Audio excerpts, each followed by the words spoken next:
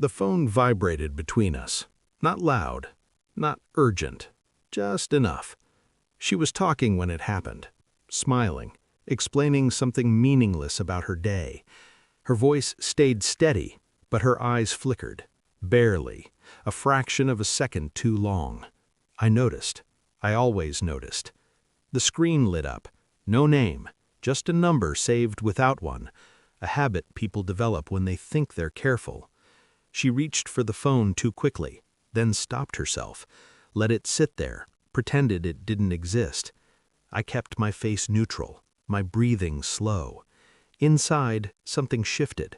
Not panic, not anger, recognition. I had seen this look before, in boardrooms, in interrogation rooms, in people who thought they were smarter than the silence in front of them. She kept talking. I stopped listening.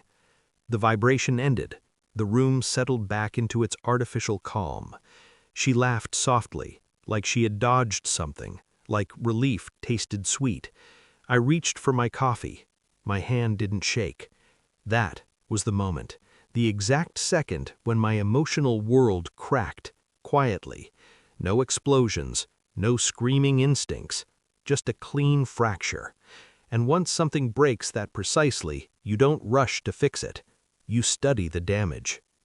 That night, I lay beside her while she slept. She always fell asleep fast, as if guilt respected schedules, as if deception got tired. I stared at the ceiling and replayed moments I had archived without knowing why. Her sudden privacy, her phone always face down, the way certain questions annoyed her, not because they were invasive, but because they were close. I told myself I was overthinking. That's what betrayal feeds on, denial dressed as maturity. But doubt has weight, and once it settles, it presses on everything. I remembered how she once said, "I hate liars," how convincingly she said it. I remembered how she cried the night she told me I was the only safe place she had. I believed her. That was my mistake. Not loving her, believing without verification. The betrayal didn't arrive as a dramatic revelation. It crept in as inconsistency, tiny fractures in her stories, dates that didn't align, emotions that felt rehearsed. I didn't confront her. Confrontation is what desperate people do. I waited. Because when someone is hiding something, time is your ally.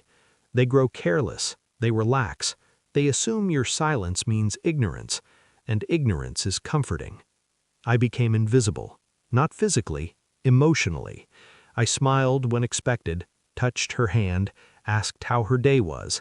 I played my role perfectly because I had practiced composure my entire life. Inside, I was cataloging evidence, phone records first, not illegally, just observantly. Patterns always repeat. Same number, same hours, same gaps. Then locations. I noticed how often her late meetings aligned with a specific part of the city she never had reason to be in before.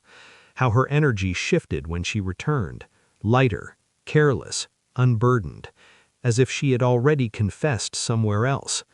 I watched her body language, the way she avoided eye contact when lying, but overcompensated with touch, the way she over-explained small things and under-explained big ones. I scheduled a DNA test, not because I was certain, because certainty is earned.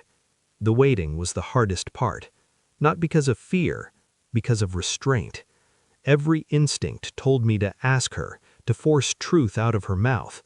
But forced truth is contaminated. It's shaped by panic. I wanted the truth clean, undeniable. While we ate dinner together, I imagined the different versions of reality branching out in front of me. In none of them did she win. The results arrived on a Tuesday. Ordinary days carry the worst news. I read the report once, then again. No confusion, no ambiguity, just data, numbers, certainty. I felt calm. Not relief, not devastation, clarity. That evening, I placed the envelope on the table between us. Didn't say anything. She looked at it, then at me. "What's this?" she asked. I watched her face while she opened it.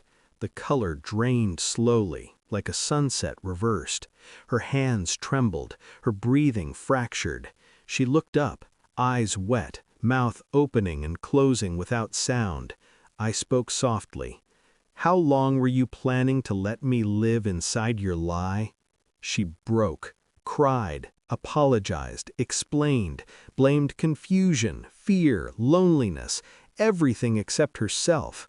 I listened, not because I needed to, but because I wanted her to understand something important. Her words had no power anymore. "I already knew," I said quietly. That stopped her. I just needed proof. Her sobs turned sharp, panicked. She realized something then, too late. This wasn't a confrontation, it was a conclusion. I told her about the phone records, the locations, the test. Each detail landed like a controlled incision. No rage, no insults, precision. She reached for me. I stood up. "I loved the version of you that didn't exist," I said. "You loved the safety of my trust." I walked away while she collapsed inward.